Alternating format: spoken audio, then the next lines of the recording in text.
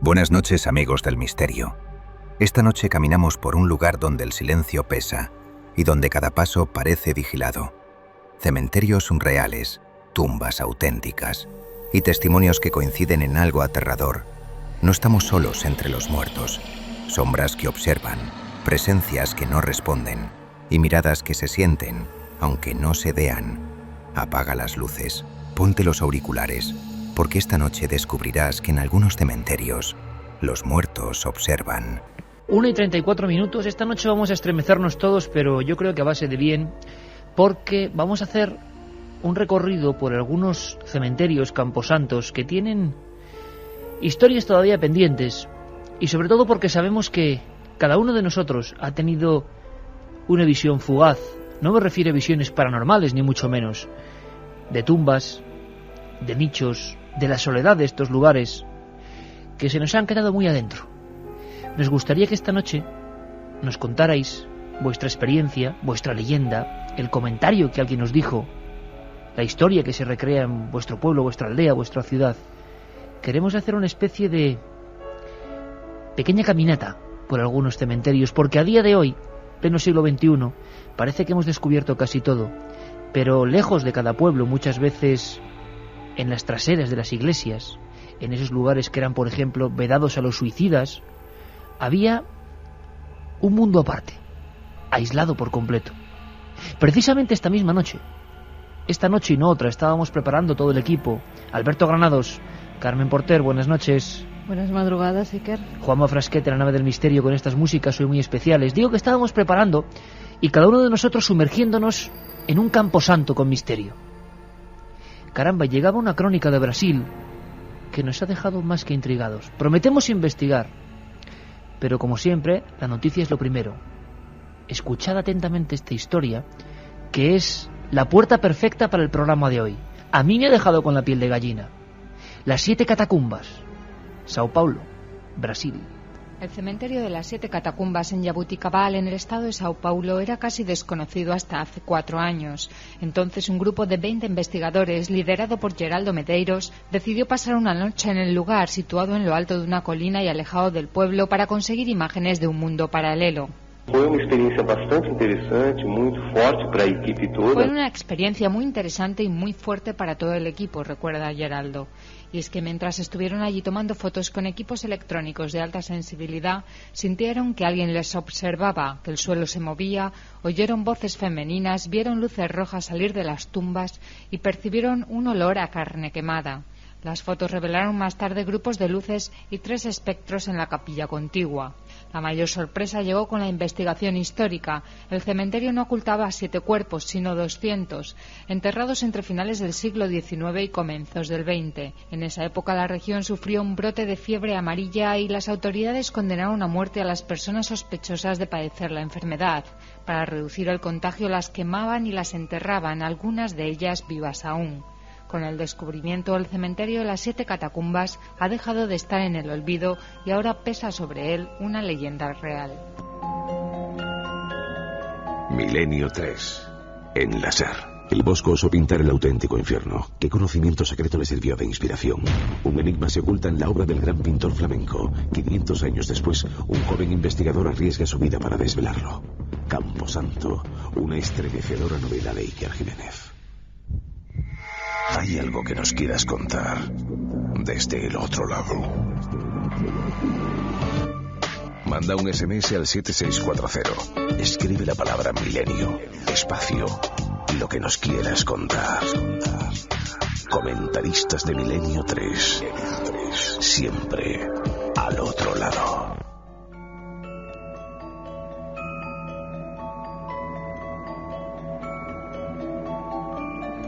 Y hablando de camposantos, Carmen, queremos hoy que haya una participación muy especial, porque estoy seguro que gran parte de la información, como ocurre en esas historias, esas noches especiales de Milenio 3, dignas de escucharse junto a la hoguera. Ahora hace mejor tiempo, pero yo creo que mucha gente incluso estará mirando por la ventana porque muchos amigos viven cerca de camposantos. Incluso conocemos a muchos empleados de las morgues, de las funerarias, les mandamos un abrazo porque siempre son como, no sé, personas estigmatizadas en este mundo que niega la muerte. Y no, oye, hacen su trabajo perfectamente y esta noche seguro que nos atienden de manera especial. Abrimos líneas, Carmen. O personas que van recorriendo los distintos cementerios de las diferentes localidades que visitan. Hay todo un turismo de cementerios, Iker, en todo el mundo, en todas las ciudades e incluso en Internet. Hay una moda que es contar los cementerios en los que has estado y poner las fotografías más extrañas de todos ellos. En muchos de ellos hay historias fantasmales, como también las tenemos en nuestro país, en España. También cementerios particulares porque hay enterrado un personaje curioso o un personaje famoso. Pues todo eso nos lo pueden contar en esa vía de contacto en el 7640, palabra clave milenio, espacio, y en esta ocasión contarnos historias de cementerios. Bueno, pues estamos todos. Nave del misterio, 2:20. Primera noticia que prometemos investigar: Brasil, 7 catacumbas. Ahora abrimos la puerta, porque para muchos precisamente es eso. Los cementerios son una puerta, por lo menos a nivel antropológico, entre nuestra vida y lo que hay al otro lado.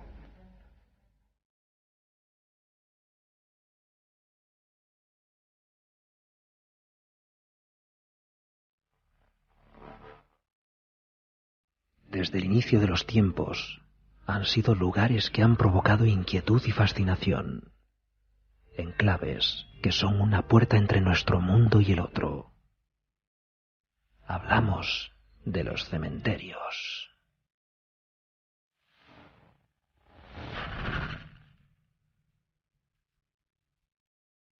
Esta noche, nuestra nave del misterio viaja a través de la historia y la realidad de los más curiosos y enigmáticos camposantos del mundo. Sitios solitarios, tranquilos, donde nunca pasa nada. O tal vez sí.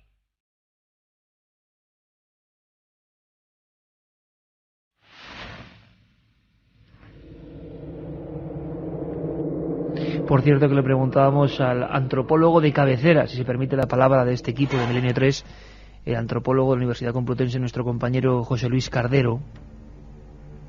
Siempre le preguntamos sobre qué significado oculto hay sobre algunos elementos que parecen ser pues lugares frontera. Él nos lo ha descrito, tanto en Milenio 3 como en Cuarto Milenio, así: lugares frontera, desde la antigüedad.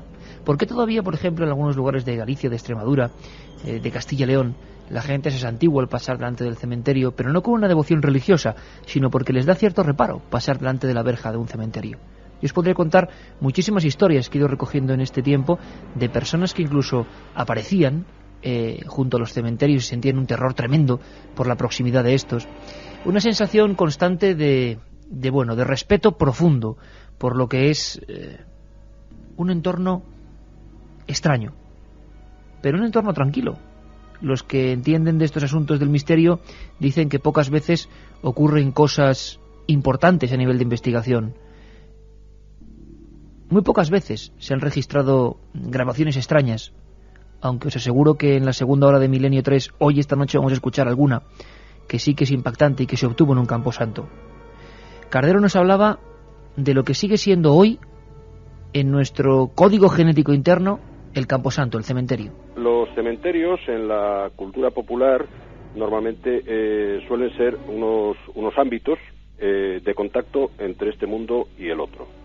Es decir, muy lejos de ser un simple depósito de cadáveres o no sé, un simple recinto en donde los familiares van a visitar los cuerpos de sus deudos o de sus seres queridos, el cementerio normalmente en las tradiciones tiene un componente mucho más profundo, que es fundamentalmente el de conectar lo que Carmelo Lisón, por ejemplo, llama la parroquia de los vivos con la parroquia de los muertos. Es un lugar fundamentalmente respetado, más que temido, porque el cementerio normalmente no suele ser un lugar digamos, muy frecuente de apariciones fantasmales o de hechos, digamos, terribles relacionados con el más allá. El cementerio suele ser fundamentalmente ese lugar de intercambio. Vámonos, si te parece, Carmen, a Londres, a un cementerio muy particular, un cementerio del que se habla mucho, y un cementerio que dicen que la mayoría de lo que ocurrió fueron leyendas, pero parece que hay algo de cierto, por lo menos eso asegura mucha gente. Lo que hay de cierto es que en Londres, hacia 1850, comenzaron a construirse cementerios fuera de las iglesias debido al gran aumento de población que sufrió en pocos años. Así, las familias de clase media y alta comenzaron a construir verdaderas joyas de la arquitectura funeraria, mausoleos con estatuas, capillas cargadas con ornamentación y curiosas formas. El cementerio londinense de Highgate es uno de ellos. Tiene varias salas, en las más exclusivas se encuentran enterrados personajes como el filósofo Karl Marx, la esposa de Charles Dickens o el científico Faraday. En la zona oeste nos adentramos en algunas de las rarezas arquitectónicas como la Avenida Egipcia, donde hay 2 grandes obeliscos, o los mausoleos góticos. Y precisamente desde allí nos habla nuestra compañera Begoña Arce, que también ha intentado, rastrear algunas leyendas antiguas, o quizá no tan leyendas. Uno de los lugares más fantasmagóricos de la capital británica ha sido desde hace casi 2 siglos el cementerio de Highgate. Está considerado como una joya de la arquitectura victoriana, tiene más de 50.000 tumbas y unos 170.000 residentes forzosos. La zona oeste es la más antigua, la que resulta más siniestra y enigmática. Allí se han organizado desde su creación en 1839 cacerías de vampiros, exorcismos y ceremonias mágicas. Las leyendas hablan de visiones espectrales y esporádicas apariciones de almas en vela tratando de buscar un reposo eterno. Han sido frecuentes los rumores de presencias extrañas paseándose por la noche entre las tumbas y de seres de rostros terroríficos que jamás han podido olvidar aquellos que los vieron.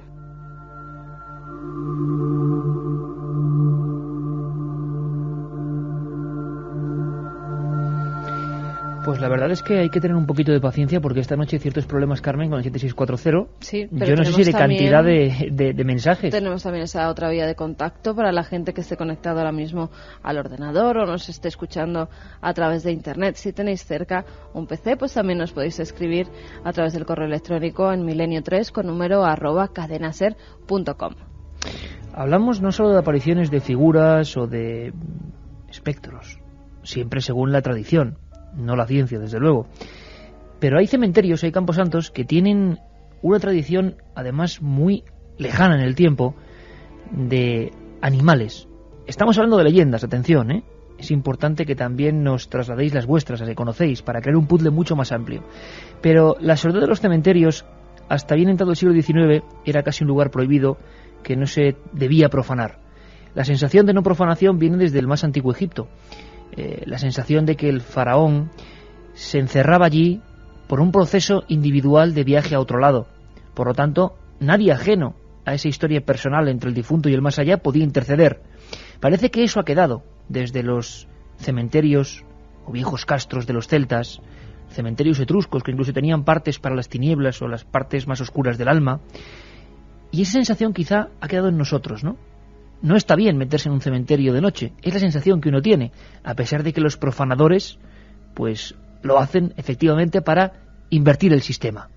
Bueno, pues muchas veces en países sobre todo del norte de Europa, como en Dinamarca, se habla de que aparecían, Carmen, cosas que ni siquiera son espectros o no sé qué son. ¿Qué son? Pues en Dinamarca había una costumbre, cuando se acababa de construir una iglesia y su correspondiente cementerio, siempre se enterraba antes a un animal para que guardara el camposanto. Normalmente los vecinos de la localidad cogían a un cordero, un cerdo o incluso a un perro, al que tras cortarle las patas enterraban vivo. Con esa tradición se creía que el animal guardaría, tanto en esta como en la otra vida, el alma de los difuntos. Las gentes del lugar temían vagar por las noches cerca de los cementerios, ya que muchos aseguraban haberse encontrado con fantasmales animales que al no tener patas arrastraban sus cuerpos hacia ellos para anunciarles su próxima muerte. Normalmente los testigos describían a una gran oveja a la que faltaba una de sus patas. Sus largas y sucias lanas arrastraban por el suelo, dejando un macabro rastro de sangre. Al poco tiempo, el testigo de esta fantasmal aparición dejaba esta vida. Caramba, antes hablábamos de que no hay suficientes investigaciones que demuestren que ha habido fenómenos extraños dentro de camposantos. Es decir, que la tradición del miedo antropológico, del miedo del ser humano a la muerte, de esos lugares siempre tranquilos, pues es una sensación infundada, porque parece que es un lugar donde casi nunca ocurre nada. Lo paranormal, por lo menos eso dicen los entendidos, se muestra más en lugares donde ha habido crímenes, incluso dicen algunos grandes desamores, afectividad en estado puro. Pero claro, en un cementerio, objetivamente, ¿qué ha habido? Tranquilidad y calma absoluta, total. Sin embargo, bien es cierto que sí que ha habido algunos casos interesantes en ciertos cementerios.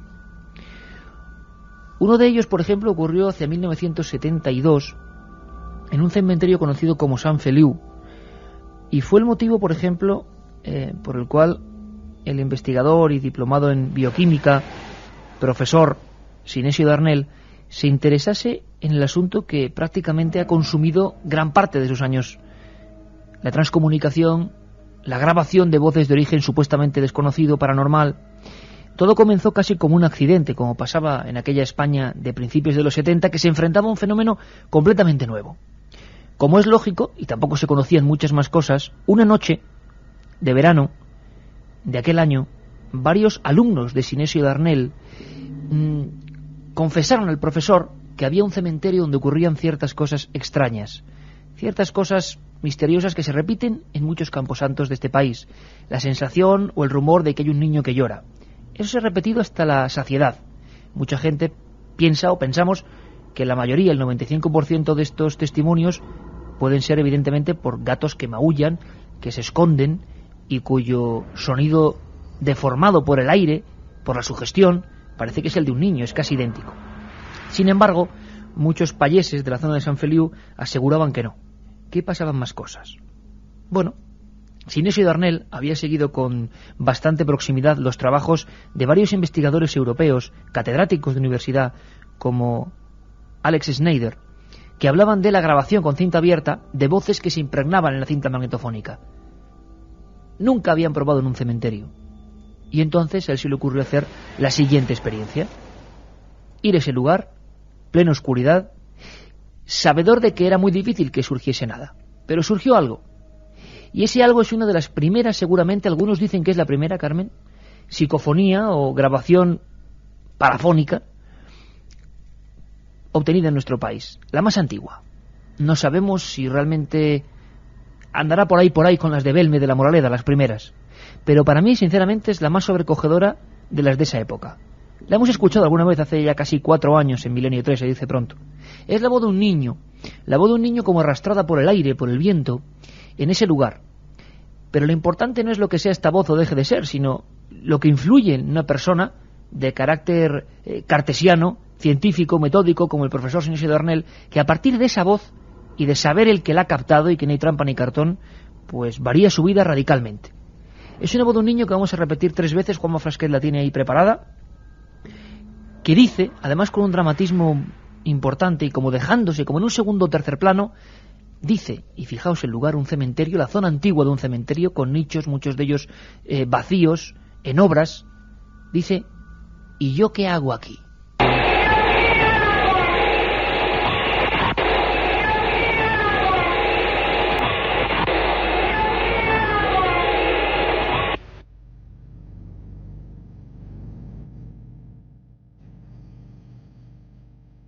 Milenio 3. Iker Jiménez. Cadena SER.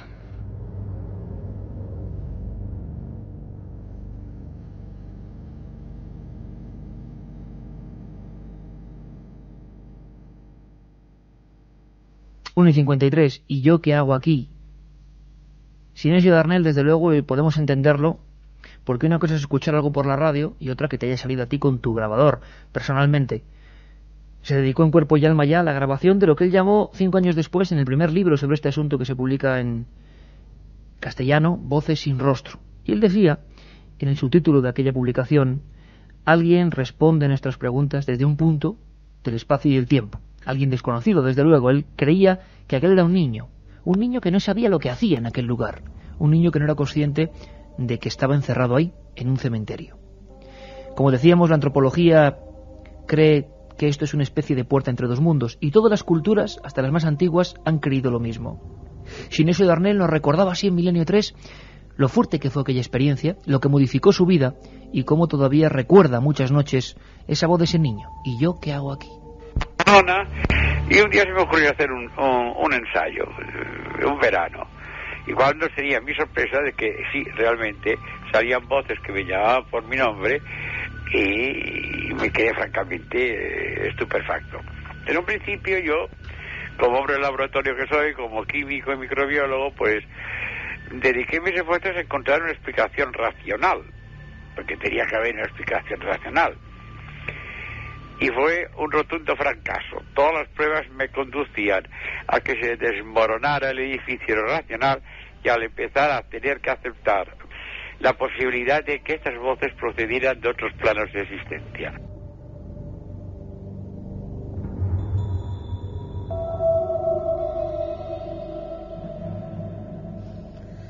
Vamos ya con algunos de los mensajes que nos llegan a esa vía paralela de contacto, a milenio3 con número @cadenaser.com, como el de Raúl, que nos dice: soy de Orense y en la parroquia de mi pueblo, Zorrelle, reposa desde hace 80 años el cuerpo de un hombre muy pobre que, como no tenía dinero, lo enterraron a ras de suelo, cubierto como poco por un sarcófago de piedra, y hace 30 años lo abrieron y estaba incorrupto. Es misterioso. Siempre quise hacer psicofonías, pero no me atrevo por si las moscas. Bueno, hay que andarse con ojo por sobre todo la sugestión. Luego Alberto Granados en la segunda nos va a contar precisamente de dónde viene la historia de los sarcófagos, que tiene una historia oculta también muy interesante y bastante macabra, por cierto. Otro mensaje de Javier desde Torrejón de Velasco, que nos dice: se me caen las lágrimas al escuchar estas historias. Creo en ellas, aunque no se me hayan aparecido de verdad. Son fascinantes. Historias de todo tipo y que seguimos recogiendo. Vamos a intentar a ver si en la segunda hora podemos tener menos problemas con esa vía de contacto 7640 sobre Camposantos. Para terminar, podría contar en esta primera media hora que uno de los que, porque es de lógica hablar del que más nos ha impresionado a nosotros, aparte de que desde luego después de escuchar lo de Brasil uno se queda sobrecogido, ocurrió en Perú, en el desierto de Perú. Allí hay un lugar que los más antiguos llamaron Nanazca, lugar de pena y de sufrimiento, y que es muy curioso porque todavía hoy se puede visitar. Está a unos 30 kilómetros del lugar de las famosas líneas de Nazca. Hay que tomar un coche, hay que salir por unos caminos que, bueno, llamarles caminos es decir algo prácticamente lujoso, y allí aparecen varias catacumbas, varios nichos practicados en la tierra, y aparecen las momias descarnadas, con trajes a la antigua usanza. Esto sería de todo punto normal, de no ser porque si uno se aproxima, incluso baja a esa especie de tumbas horadadas en la piedra, se da cuenta de que aquello parece un poblado que fue tomado por las arenas repentinamente y que se quedó así, como estatuas de sal. Es curioso porque muchas de esas momias, que todavía se pueden tocar, que ríen con las mandíbulas desdentadas, que tienen los cabellos largos, izados por el viento, pues están ahí desde el nacimiento de Jesús, ni más ni menos. Y la sensación que tenemos es que eso seremos algún día. Lo más curioso es que todavía aparecen fetos, niños pequeños, embozados en esa especie de manto que decían que hacían los paracas, los peruanos de aquella época, y están ahí en hileras, junto a calderos, junto a elementos rituales, o sea, como la vida de una familia normal, cotidiana, y que se ha detenido. Muchos piensan que hubo una especie de tormenta de arena, que hubo una especie de temporal que los dejó como si fuera una Pompeya, pero a nivel de Perú. Chauchilla es un lugar donde muchos dicen, o muchos peruanos, no se atreven a ir allí de guaqueros. Guaquero es el que roba en las tumbas, el que roba arqueología, tan preciada en ciertos mercados europeos. Pero Chauchilla en Perú, en Nazca, este lugar de sufrimiento según la etimología, es un lugar que nunca ha sido violado. Fíjate qué curioso, Carmen. No se atreven a ir los guaqueros. Yo hablé con algunos, no guaqueros, sino personas de la policía o personas incluso de las carreteras, que vigilan las carreteras a nivel oficial del Estado, como Aníbal Anacami, y me comentaban que alguna vez habían tenido experiencias muy fuertes, como de luminarias, como de presencias, y entonces no querían bajo ningún concepto meterse en ese cementerio. Pero vamos, a toda costa, lo tenían prohibido por completo. Y se fue generando una leyenda cada vez más grande, como una bola, y al final, claro, contaban que un guaquero apareció muerto. Dicen que 7, yo creo que documentado hay 1. Imaginaos la escena, con las joyas de una de las momias, un collar como de bronce, en la mano, tumbado y muerto. Le hacen la autopsia, rodeado de aquellas momias sonrientes con ojos vacíos. Claro, se empezó a rumorear que ahí no había que robar, bajo ningún concepto, que las momias que estaban ahí eran capaces de hacer algo. Bueno, la sensación que tenemos es que esa leyenda fue creciendo y todavía hoy, y si vais a Perú, aprovechad para ver Nanazca o Chauchilla, veréis a cientos de momias mirando al cielo en la misma posición en la que murieron. En la misma exactamente. Es uno de esos cementerios malditos. Pero ahora, después, en Milenio 3, vamos a recorrer algunos otros. Algunos incluso, que es lo más asombroso, mucho más cercanos. Os dejamos con las noticias. 2:05, seguís ahí. Empezamos, como es lógico, con otra de esas píldoras de José Luis Cardero, el antropólogo. Hoy hablamos de camposantos, puertas, dicen, entre dos mundos. Tanto es así que los cementerios, muchos de ellos están no separados de lo que es el hábitat humano, sino integrados en él. No cabe duda que los muertos en todas las culturas, absolutamente en todas, despiertan siempre una sensación de temor, una sensación, digamos, de lo que el ser humano experimenta cuando está ante algo que es desconocido, que es misterioso y que tiene una potencialidad de amenaza hacia nosotros, ¿no? El contacto con el más allá es un contacto, digamos, por un lado fascinante, porque fascina al ser humano, y por otro lado temible, ¿no? Porque es, digamos, la finalidad de nuestra vida. Sin embargo, por ejemplo, en las culturas celtas y en las culturas tradicionales, digamos que la otra vida o el otro mundo no es más que la mitad de la vida que tenemos que vivir, ¿no? Ahora, no cabe duda que naturalmente el cementerio despierta también una inquietud, porque es que es una puerta al más allá, y al ser una puerta al más allá, todo lo que haya al otro lado de esa puerta nos fascina y nos aterroriza un poco, digamos.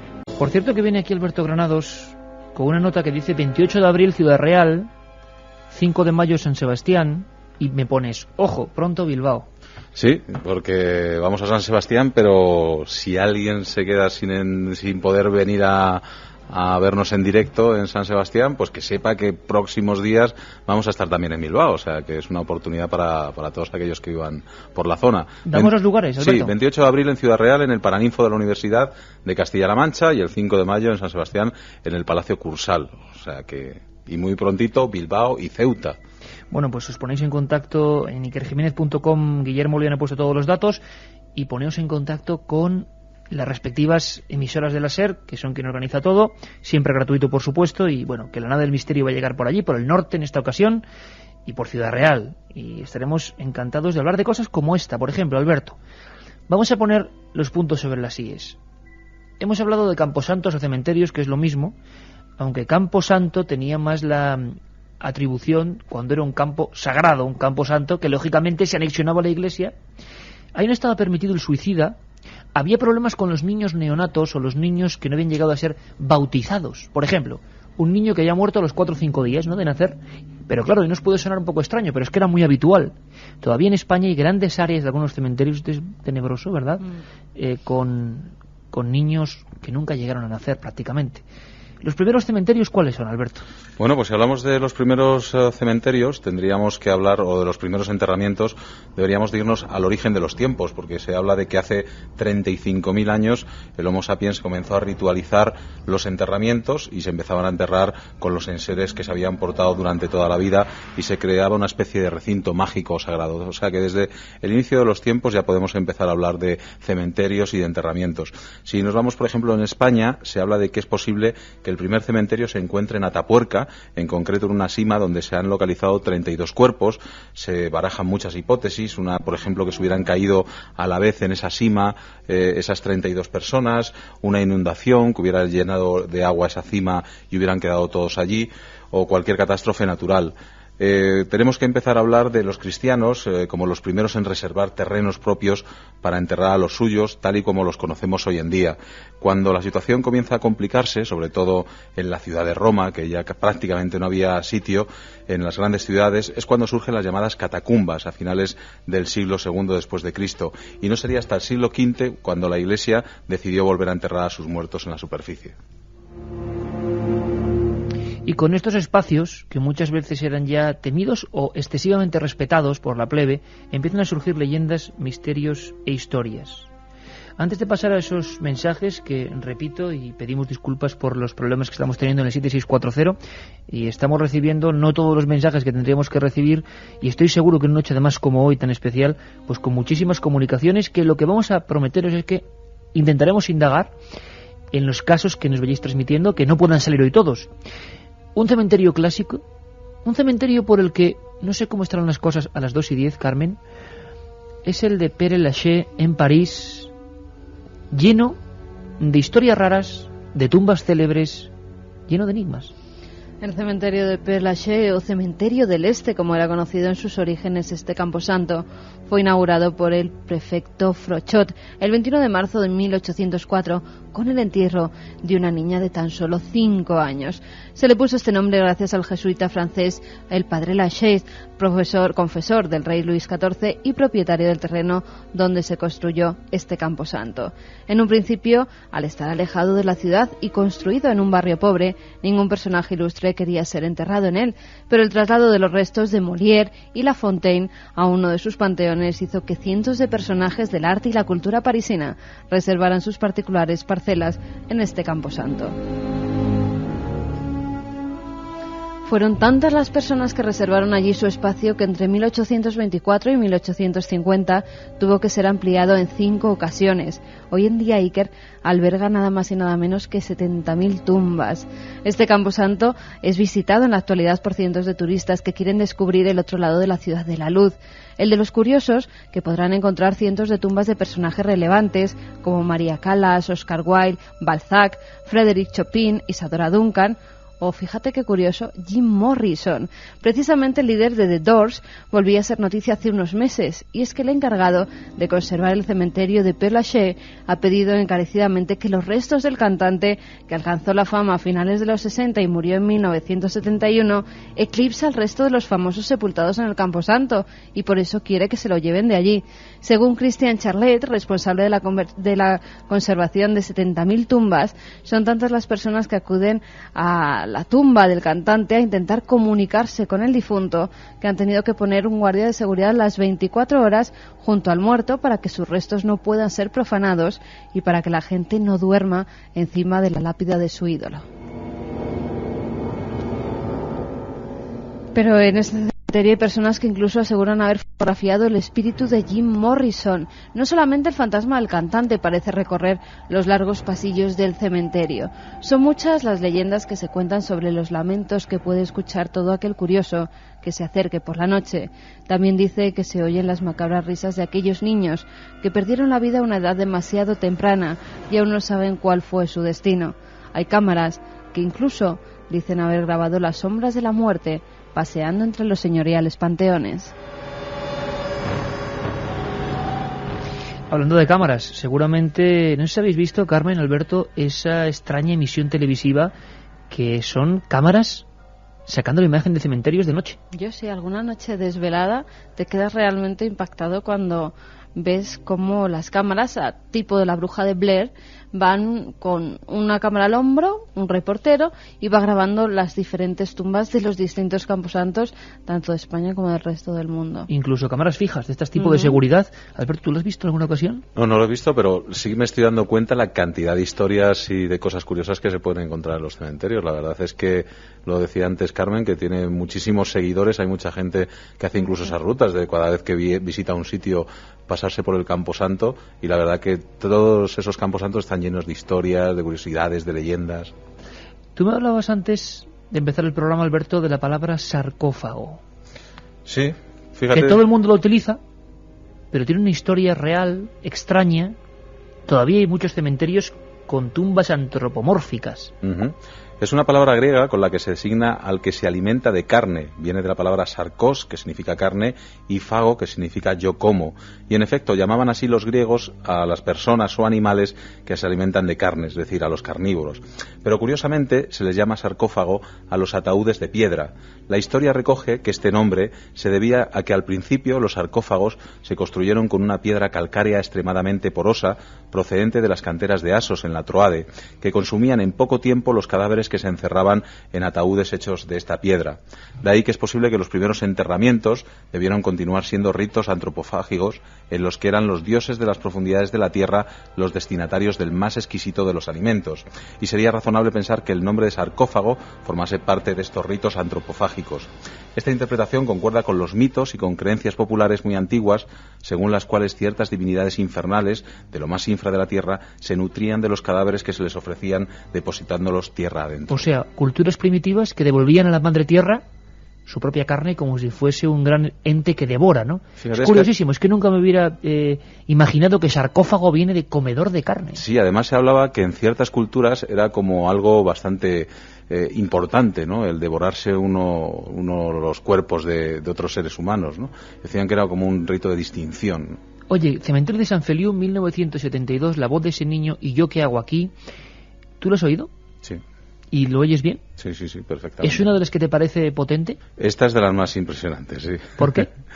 No sé, quizás yo creo que por el quejido, ¿no?, del niño. Yo creo que dan mucho más miedo las voces de niños que las de adultos, ¿no? Todos coinciden en que es una voz de niño. Es una de las más antiguas y tú tienes aquí un montón de papeles, de legajos hablando de voces de niños en cementerios. Es un fenómeno que se repite. Sí, es un fenómeno que se repite, sobre todo las voces de niños y también las figuras fantasmales que vagan, como si siguieran una pelota, por ejemplo. Hay muchas leyendas que se cuentan tanto por los pueblos de España como del resto del mundo, que haciendo una revisión por algunas de las leyendas que te encuentras en los diferentes libros y en las diferentes tradiciones, en casi todas hay en un cementerio un niño fantasmal que se ha muerto a muy temprana edad, que su madre no ha sabido asumir esa muerte y también muy prontamente ha muerto detrás de él, y suele aparecerse, o eso dice la tradición, sobre todo a niños que van a visitar a sus difuntos abuelos o padres cuando van a los cementerios. Nos preguntan por historias como la cazadora en la tumba,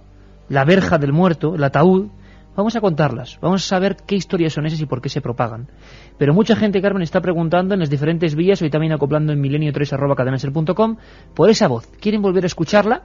Bueno, los deseos de la audiencia de Milenio 3 son órdenes. La primera, quizá que se saca en España, no lo sabemos, pero hay quien dice, y lo contaba hace unas semanas creo que Santiago Vázquez aquí en la edición de los sábados, que parece que estas voces se aprovechan de la energía de otra cosa. Parece que es el propio viento y gracias a la fuerza de ese viento las palabras se arrastran. No es una voz como esta mía al micro, que digo, ¿y yo qué hago aquí? Es como si una voz o algo aprovechase la energía de otra cosa que está ya activa. Juanma, ¿la tienes? La repetimos de nuevo 3 veces para que todo el mundo la capte bien.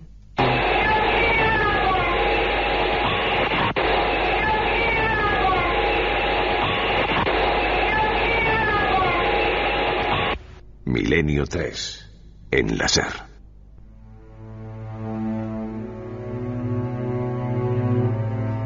Y cuando son las 2:18 yo quería desvelar parte de uno de los misterios por lo que más preguntan los amigos de la nave del misterio, porque claro, eso de cámaras en los cementerios suena un poco, para algunos morboso, para otros irrespetuoso, para otros... Hasta webcam, Iker, que tan ahí famosas también son hoy en día, también tenemos en los cementerios para vigilarlos. Lo curioso es que dices, bueno, una webcam alguien puede poner ahí como una extrañeza, pero que una productora televisiva emplee lo que cuesta hacer un programa de televisión y un canal lo emita como es el Calle 13, pues suena curioso, ¿no? Y queremos descubrir más y queremos hacerlo con el principal responsable de esas emisiones, Ignacio Valladó. Buenas noches. Hola, buenas noches. Oye, ¿cómo surge todo esto, Ignacio?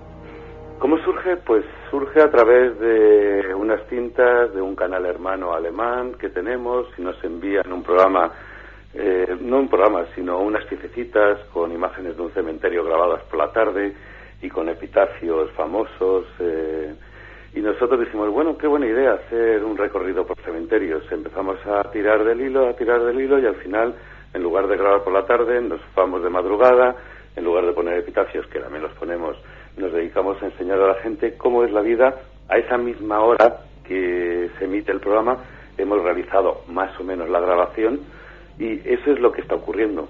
Y damos paseos con los guardias de seguridad que vigilan los cementerios para que nos cuenten curiosidades, anécdotas. Realmente no te crees que hay muchas anécdotas y curiosidades porque la vida cotidiana de un cementerio es eso, cotidiana, un día tras otro lo mismo. ¿A ti cuál es, de todo lo que habéis emitido, el cementerio, yo no sé si por concepto visual o por alguna característica, que más te ha llamado la atención? El de Montjuïc. ¿Por qué? Los hemos sacado muy bonitos, hemos estado pues por toda la geografía de España, pero el de Montjuïc es como una especie, y la Almudena le pasa un poco lo mismo, pero el de Montjuïc tiene unas partes del cementerio que es como una ciudad. O O sea, es como si estuvieras dando un paseo por una ciudad de noche, con su parte central, con su parte, digamos, elegante del cementerio, también con sus suburbios de cementerio. Entonces ver andamiajes, ver nichos todavía construyéndose, es una imagen como de ciudad nocturna, pero una ciudad muy especial. A mí es el de Montjuïc, con sus pasadizos, con sus pasos elevados. De noche tiene una imagen realmente que impresiona y que te deja sin poder quitar la vista de la pantalla, porque no la has visto. De día es otra imagen completamente distinta, a lo mejor ni te das cuenta de lo que estás viendo. Oye, ¿un cementerio cambia radicalmente del día a la noche? Completamente. De día, bueno, pues son espacios, pero ves el cielo, ves el aire. De noche no ves el cielo, no ves el aire. Ves únicamente, pues eso, tumbas, edificios, construcciones y silencio, mucho silencio. Te oyes a ti mismo y es muy curioso. ¿Alguno que sea más terrorífico o que la gente considere que es el que tiene un condimento quizá más a la antigua usanza o más digno de historia de fantasmas? Nosotros no nos hemos encontrado de momento, yo creo que salvo que hayan sucedido cosas, haya habido allanamientos y se hayan, pues eso que hemos estado leyendo en los periódicos, todos tienen sus historias y su parte de leyenda, casi siempre son leyendas más que otras cosas.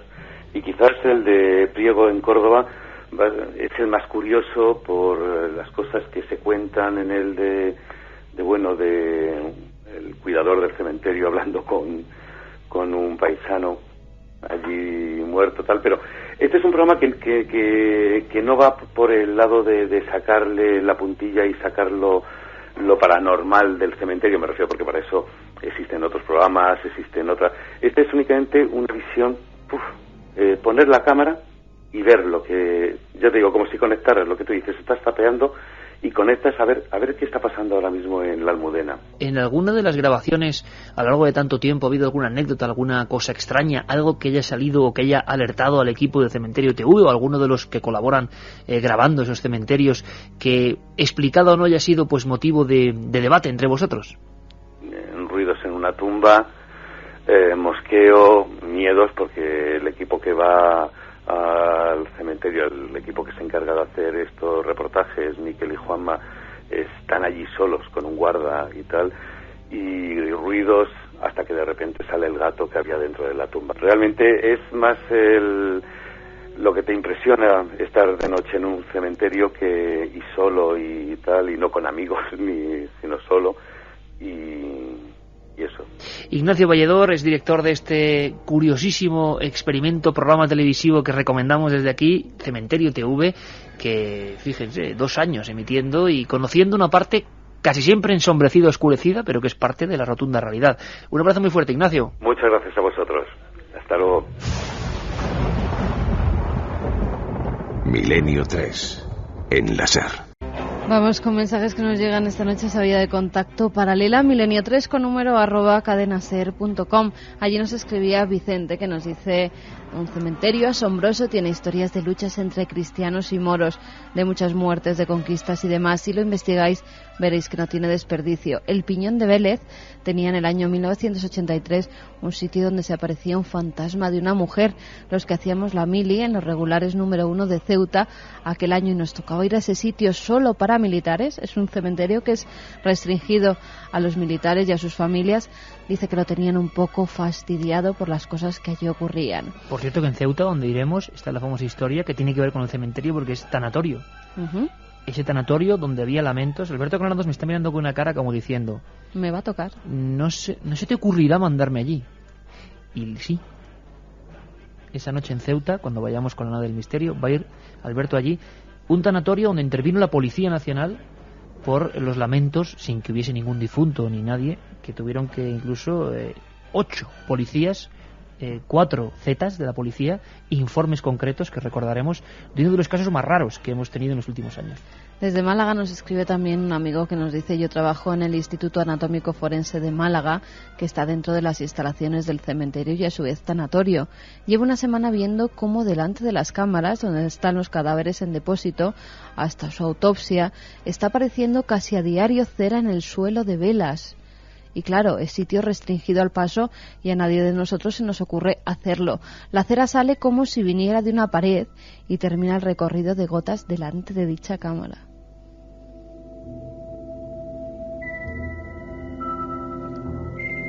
En la penumbra de la nave también está hoy nuestro querido Luis Álvarez.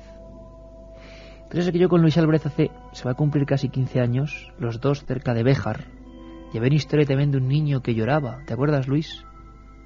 Una especie de edificación muy cerca del pueblo de Luis Álvarez, Montemayor del Río, y es que no hay lugar de España que no tenga una historia de niño que vaga o de figura que vaga y que va metiendo un alarido. O sea, se han quedado ahí, ¿no? Se han quedado como en el limbo, nunca mejor dicho. Tú estás hablando hoy de vía de contacto paralela. Esto es como un mundo paralelo del que no se habla habitualmente, pero casi todo el mundo conoce, casi todo el mundo ha oído estas historias. Francisco Javier Lozano nos cuenta una historia que a su vez le contaba a su madre. En el cementerio de aquí, en Algeciras, una mujer estaba limpiando un nicho. Llegó un joven vestido con un uniforme militar y le dijo que si le hacía el favor de limpiar un nicho que le señaló. Se fue y cuando la mujer fue a limpiar esa tumba, vio que la foto puesta en ella era la del chico uniformado. Al parecer, él en persona se le había parecido. No sé de cuánto de cierto tiene esto, si es cierto o solo es una leyenda urbana. Pues muchas gracias, sea lo que sea, por transmitírnosla. Hombre, lo bueno de los mails es que hay más expansión tipográfica y uno puede contar mejor las historias. Yo estoy recordando una, hacemos un pequeño parón, Carmen, porque yo quiero contar una muy especial porque mucha gente nos ha preguntado por ella en los últimos tiempos, si es verdad o es mentira. Todo el mundo conoce un caso de un amigo de un amigo. Claro, cuando uno cuenta ya de un amigo, hay que sospechar de esa área de las llamadas leyendas urbanas, pero ¿ocurrió tal vez? Esta es la historia de Julio, un hombre, vida completamente normal. Estamos en el año 76 y estamos en una población del norte de Cataluña, cerca de Gerona. Un verano y una discoteca. Y de repente conoce a una chica, bueno, casi por impulso. Se acerca porque esa muchacha parecía solitaria y parecía que no se relacionaba con el resto de personas que bailaban alegremente los ritmos de la época. Era una discoteca pequeña, como correspondía a un pueblo de la costa. Es curioso porque se cuenta esta historia en un lugar donde luego sí hubo un suceso real muy raro, pero eso será motivo de otra historia.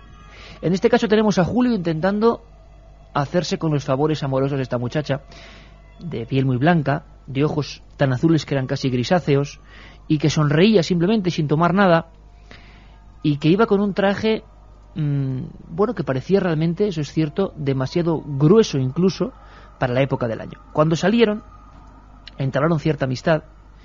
Ella dijo que se llamaba Amalia, es la primera versión que hay de esta historia, y al salir, al estar muy cerca del mar, el frío y el golpe de aire hace que esta muchacha retiemble de una manera muy especial. Por supuesto que Julio fue tan galante como para que su cazadora vaquera fuese a parar a los hombros de la muchacha. Y así juntos recorrieron, aunque nunca tuvieron contacto, ni siquiera de darse la mano, ni mucho menos un beso, pero Julio quedó prendado absolutamente de la belleza especial, enigmática, un tanto como romántica a la vieja usanza de aquella muchacha que no tendría más de 18 años. Ella dio unas señas y se despidió. Dijo y prometió devolver la cazadora vaquera de Julio al día siguiente. Y Julio se tomó esto como, caramba, hay una segunda opción. Se acababa el verano y dijo, bueno, mañana volveré a verla y seguramente vayamos construyendo lo que él quería que fuese una relación duradera.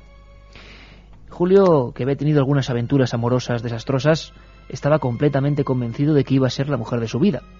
Así lo contó.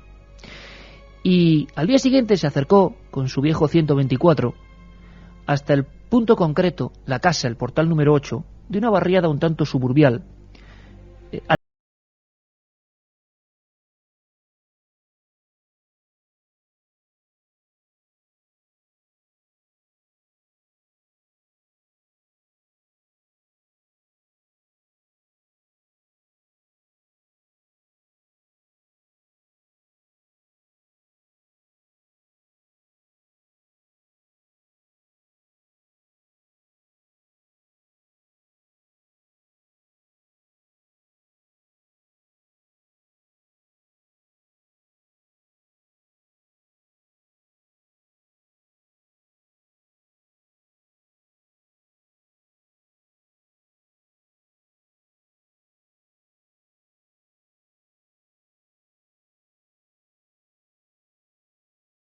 pequeño sofá que había en la entrada y se puso a llorar. Y contó algo que heló la sangre de este tal Julio, y es que esa chica llevaba 7 años muerta por un suicidio. Se había arrojado al mar precisamente en un lugar no muy lejano de la discoteca donde se habían conocido. Siempre, según el testimonio de esa madre tan atormentada, su hija, siempre ausente, no se relacionaba, con problemas de extrema delgadez, se había lanzado, como si el mundo no lo entendiese, barranco abajo. La policía y los miembros de Salvamento Marítimo se habían encontrado el cuerpo desfigurado tras caer con varios impactos contra las rocas salientes. No cabía duda. Amalia estaba encerrada en una tumba, en un nicho, y estaba en el cementerio provincial de ese pequeño pueblo de la Costa Brava. Julio no podía creerlo. Tan es así que fue con la madre hasta el Camposanto. Y según cuenta la historia, casi tienen que atenderle los auxiliares del cementerio, porque este hombre, a pesar de ser un hombre fornido, casi se desmaya.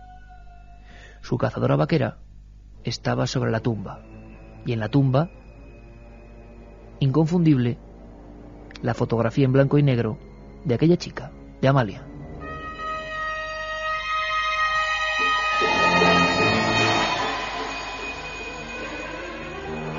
Milenio 3. Iker Jiménez. Cadena SER. Y es que historias como estas, auténticas leyendas urbanas que surgen, no se sabe bien cómo ni dónde, se han contado en muchas ocasiones.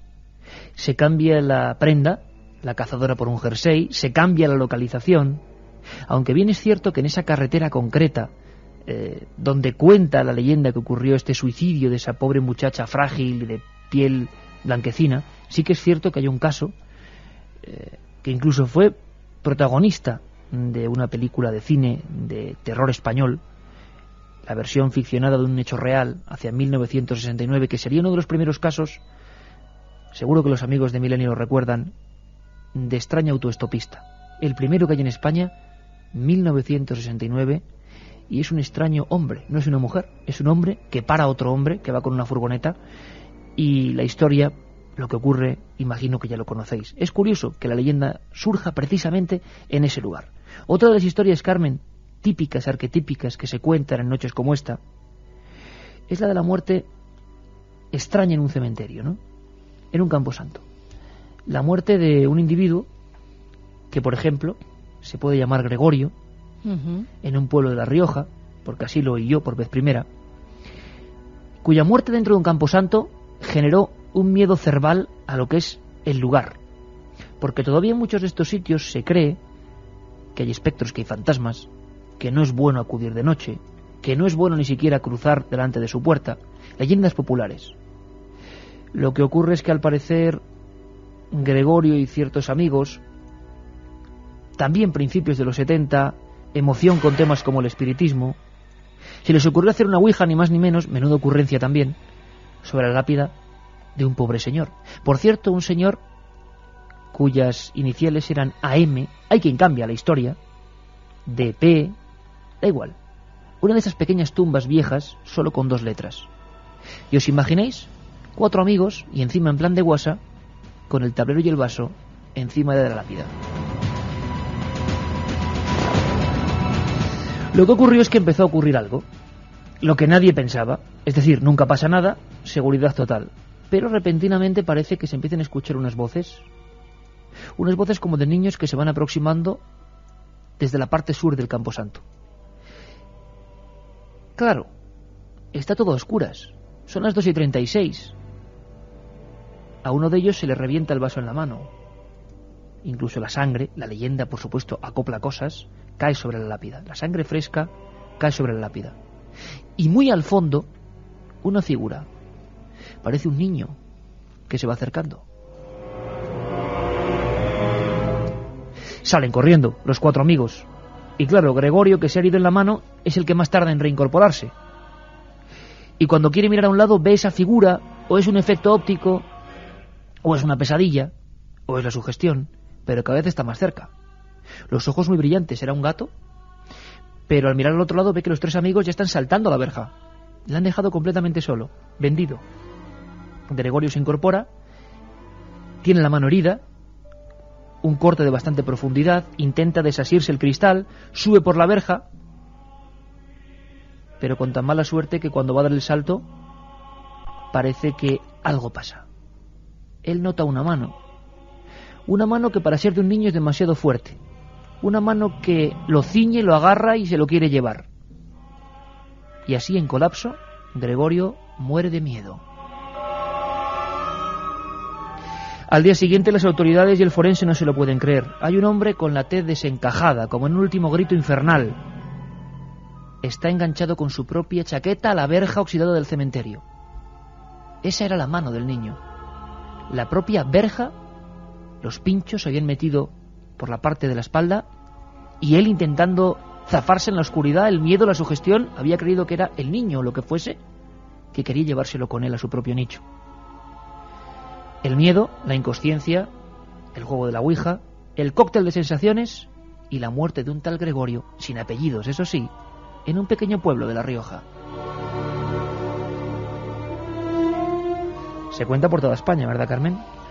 Yo la primera vez que oí esa historia lo oí en un pueblecito de Alicante y también me la contaban como que acababa de ocurrir hace pocos años, incluso que algunas de las abuelas de los chicos que a mí me la estaban contando habían sido testigos de esa muerte, de cómo se había encontrado a esa persona con la cazadora asida por la verja del cementerio y cómo había muerto de pánico, de ese miedo por creer que uno de los muertos le había agarrado por detrás. Pero es que hay historias realmente impactantes. Por ejemplo, tenemos una leyenda en el cementerio judío de Praga. Si quieres, vamos un poco a saber lo que es este cementerio. Está ubicado en el barrio de Josefov, un antiguo barrio judío con 6 sinagogas y muchos bares también, con ventanas de doble vidrio.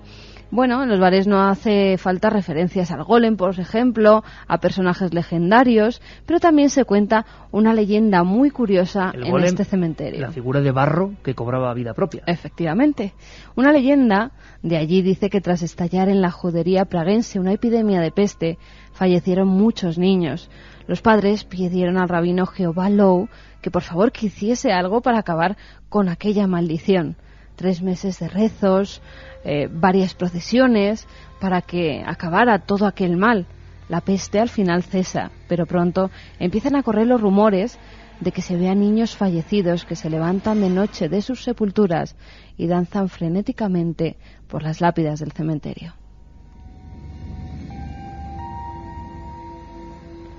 El rabino Love, creyendo que eran chiquilladas de alguno de sus alumnos, les dijo que bueno, que fueron a medianoche al Camposanto y cuando esos niños muertos volvieran a bailar, que arrancaran al más cercano la camisa que llevaba en su cuerpo.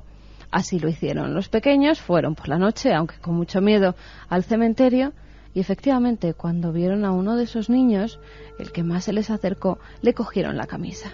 Al parecer, cuando se la llevaron hasta el rabino, esa misma noche la aparición del niño al que le habían robado su camisilla se presentó en la habitación del rabino. Le dijo allí y cuando éste le dijo que qué le pasaba, le contó que una madre había asesinado a su hijo. Por eso se había castigado a la comunidad con la peste. Y el niño dijo, yo encontraré la paz cuando la asesina sea castigada. Y hablando de niños y de cementerios, una relación siempre polémica y tenebrosa, yo siempre recuerdo la misma escena y sé que a veces me repito, pero es que a mí se me quedó grabada en la mente. Hablábamos de profanaciones, creo que Alberto Granados trae luego noticias que desgraciadamente siempre están pegadas a la actualidad. Gente que cree que en los cementerios, bueno, pues hay algo y hace tropelías de todo tipo.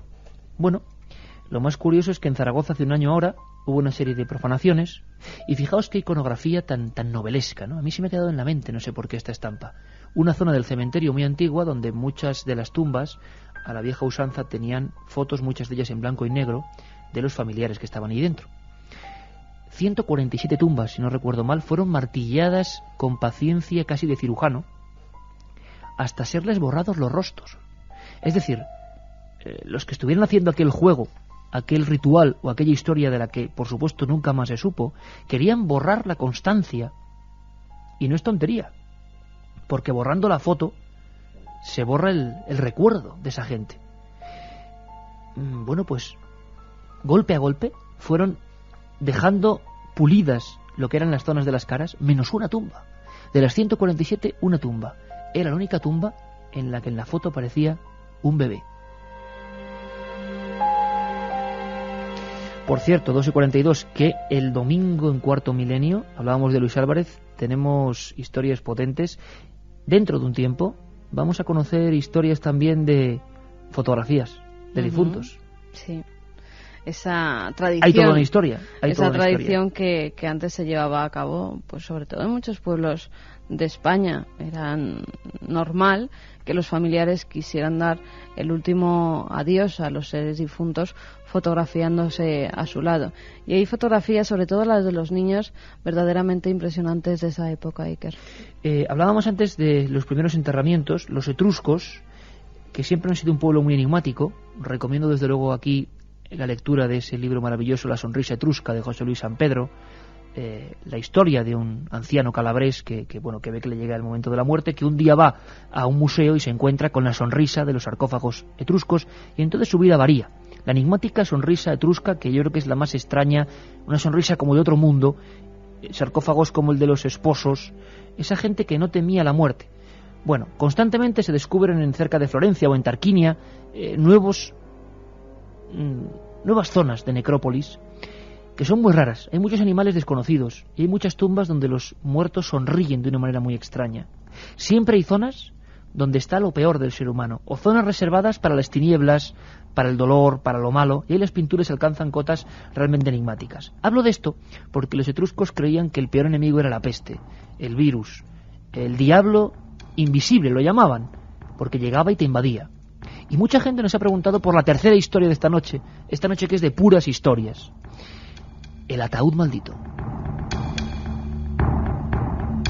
Y es que muchos nos cuentan la historia de final del siglo XIX de un ataúd que desembarca ni más ni menos que en Cartagena. Y parece que es de un príncipe valaco.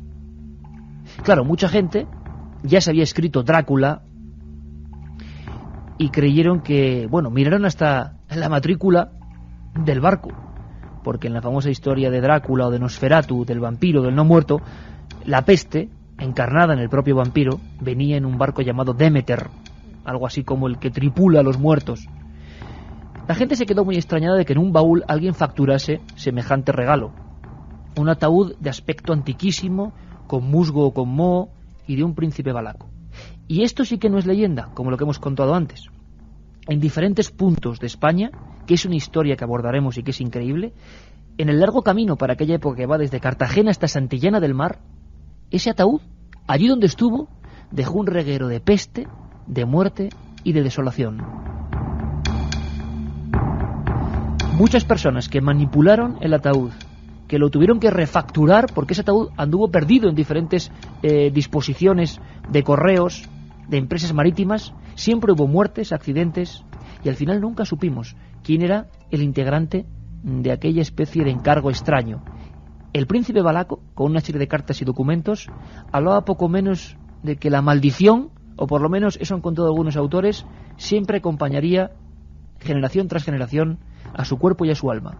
El ataúd maldito, que es una historia que también se ha deformado, esta sí que es real. Final del siglo XIX, un extraño encargo. Cartagena, dirección Santillana del Mar. Pero hay que decir que también, por fortuna, la muerte tiene otras acepciones y otras formas.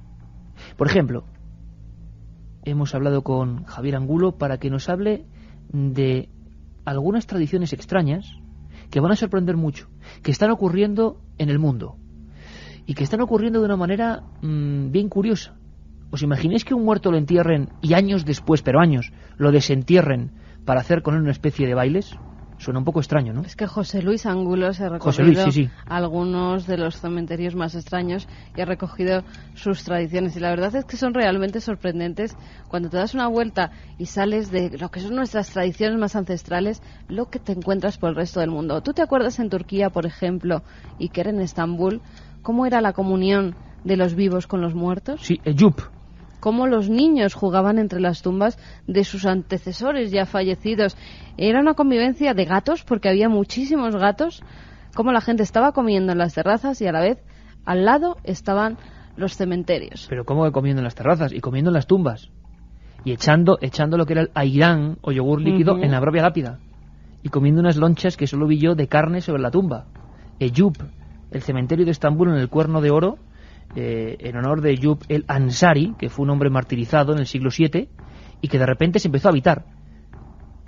¿Que no os lo creéis? ¿Que no hay cementerios habitados en el mundo? Vamos a hacer el recorrido rápido con José Luis Ángulo, que antes le ha llamado Javier sin darme cuenta.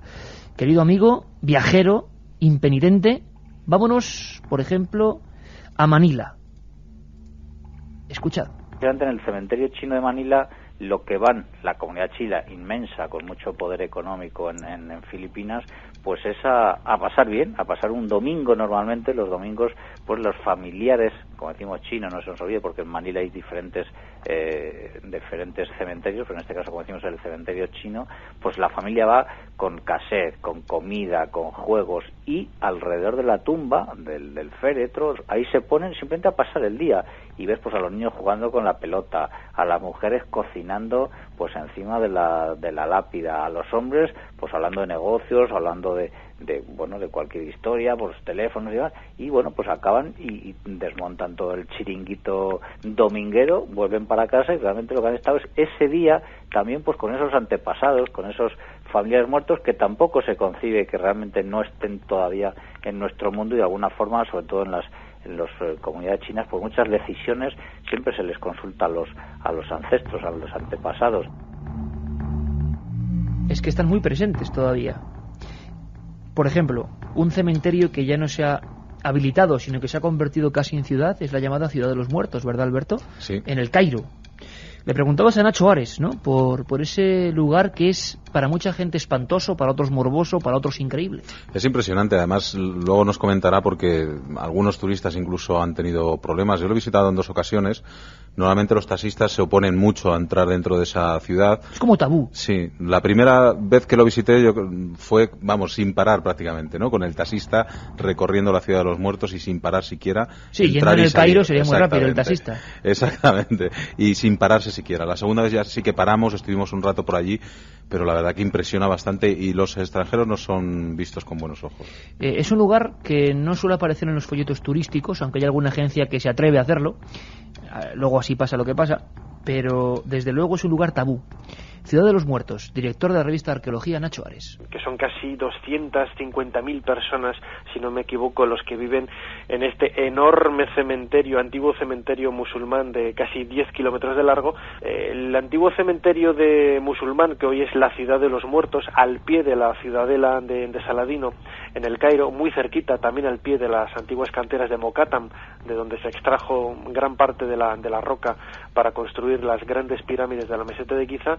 Hoy está poblado por todos estos miles de personas, como decía antes, pero que no es que estén utilizando las tumbas, tal y como podemos pensar, porque no son tumbas convencionales, es decir, estas tumbas musulmanas que están siendo reutilizadas en la actualidad son antiguos palacetes, antiguas casonas, que ya en la época tenían varias habitaciones, unas utilizadas para la propia familia, otras para el propio difunto, otras para los guardias que vigilaban el lugar, y que lógicamente muchas familias pobres pues se han visto obligadas a utilizar estos antiguos palacetes abandonados. Sí, conozco anécdotas, algunas de ellas desagradables, de personas que se han visto agredidas extranjeros al visitar solos este lugar, y yo las veces que he podido verlo ha sido siempre acompañado de egipcios que viven allí.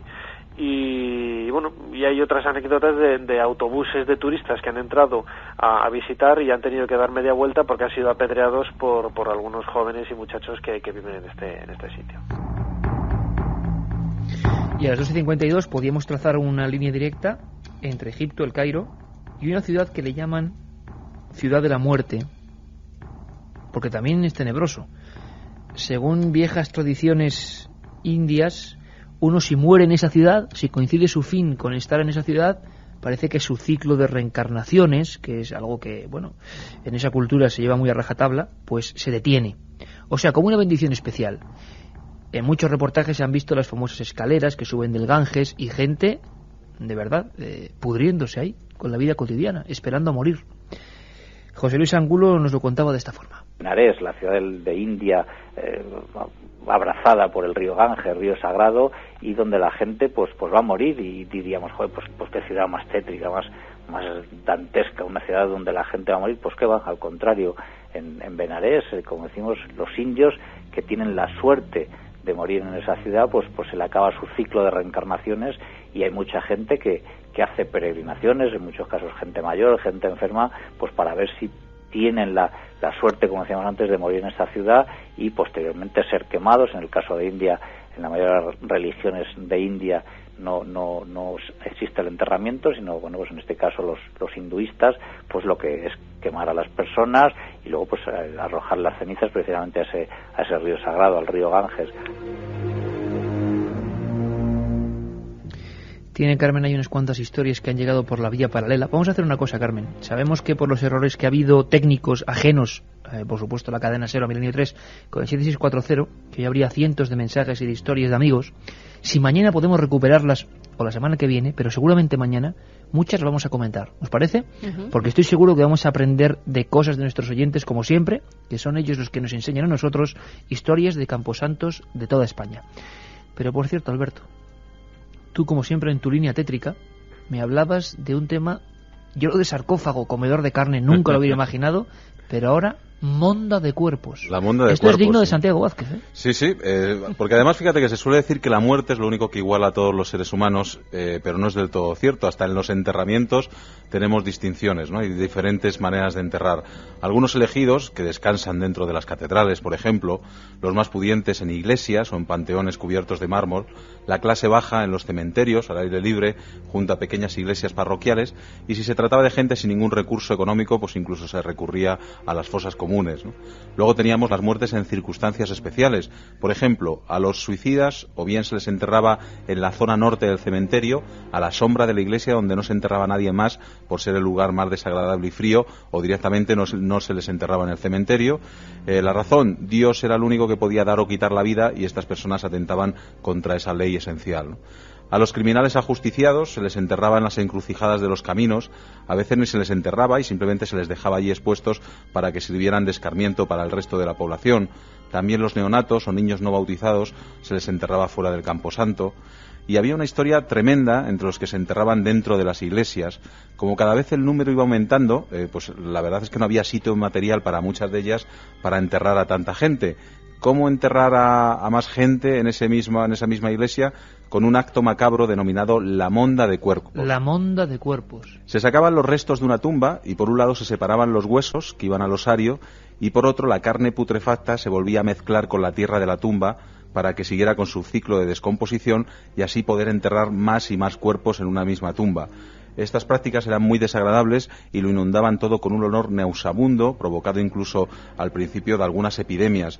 En marzo de 1781, para que te hagas una idea, una terrible epidemia de peste asoló España, comenzando al parecer en Guipúzcoa, en la parroquia de Pasajes, a causa del elevado número de cadáveres enterrados. Según las crónicas de la época, hubo 83 muertes a causa del hedor intolerable que exhalaba la iglesia por la enorme cantidad de cadáveres sepultados allí, y que hizo necesario cerrar sus puertas y desmontar el tejado para proporcionarles ventilación.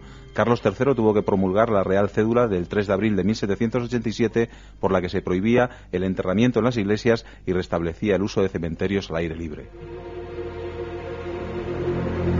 Oye, Alberto, ampliamos esta información porque ya que vamos a ir a Donostia, San Sebastián, vamos a contar, porque muchos amigos de allí no sabrán qué pasó con esta historia de la monda de cuerpos 1781. Prometemos escalofríos, porque vamos, ahondaremos. Parroquia de Pasajes. En Pasajes. Buen lugar. De escalofrío es lo que nos cuenta Vicent, que nos dice: por motivos profesionales, como fedatario judicial, en 2 ocasiones he tenido que meterme con una linterna dentro de un nicho, abrir un féretro y examinar la integridad del cadáver. La primera vez me acompañaba un forense que ni se inmutaba. La segunda iba con un médico titular no demasiado guerreado y casi se desmaya. Para no olvidar, en otra ocasión tuve que cruzar de un extremo a otro un cementerio a las 11 de la noche, sin luces, aunque iba acompañado de un guardia civil. Tremendo, nos dice. Pues nos imaginamos la historia. Hola, soy Mario de Huelva. Al poeta Juan Ramón Jiménez le encantaba pasear por el cementerio de Moguer.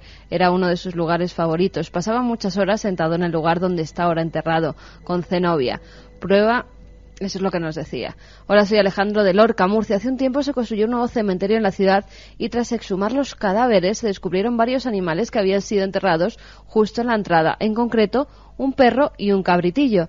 Desconozco si desmembrados o no, pero mi abuelo me dijo, nene, eso es para guardar y guiar a las almas. Qué curiosa tradición, tal y como pasaba en Dinamarca, ¿no? Qué curiosa tradición, sí, sí, sí. Hola Iker, buenas madrugadas. Yo vivo al lado de un cementerio en el que testigos que dicen afirmar haber visto la aparición de un hombre que les enseñaba una tumba diciendo, esta tumba está muy sucia, qué pena. ¿Cuál es la sorpresa cuando la mujer veía la foto que había en la tumba y era del hombre que resultaba ser un soldado británico fallecido hace más de 100 años atrás? O sea, la leyenda urbana que se repite del soldado, del militar que intenta guiar a gente porque está su tumba descuidada. Sí, ¿no? Nos dice que desde Bonita ese historia, momento siempre tiene flores esa tumba y la gente le pide milagros. Bueno, como en Málaga, la tumba o la zona de las ánimas negras, que hay en el cementerio de San Miguel de Málaga, todo un clásico, ¿eh? Y mira, luego hablamos de casualidades imposibles o serendipias. Luis nos escribía desde el Archivo Municipal de Linares y nos dice, imaginad a esta hora de la noche escuchando vuestro programa sobre camposantos y yo terminando un trabajo sobre muertes violentas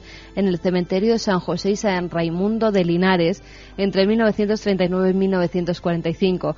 Estoy viendo las partidas de defunción de aquellos infortunados y cruzando estos datos con los libros de enterramiento del cementerio municipal. Sí, amigos, ya a esta hora, efectivamente, en estos tan aparentemente tranquilos lugares hay también mucho dolor y violencia. Oye, le mandamos un fuerte abrazo. ¿Cómo se llama este amigo? Luis, nos lo imaginamos ahora mismo entre legajos, vaya noche, y yo no sé, me da hasta un poco de envidia, ahí entre legajos y haciendo un trabajo de pura investigación. Cuando tenga ese trabajo, si quiere que nos lo envíe. Claro que sí. ¿Cuánta gente estará ahora, sin saberlo nosotros, pues haciendo investigaciones muy interesantes? Bueno, que mañana estamos aquí con Santiago Vázquez, con Eric Fratini, con conspiraciones, con misterio, con noticias y con esos casos que hoy han ido llegando a ese mundo paralelo y que seguro que van a ser muy interesantes. Historias y leyendas de Camposantos. Mañana aquí toda la familia de la Nave del Misterio. Un abrazo. Milenio 3. Iker Jiménez en la SER.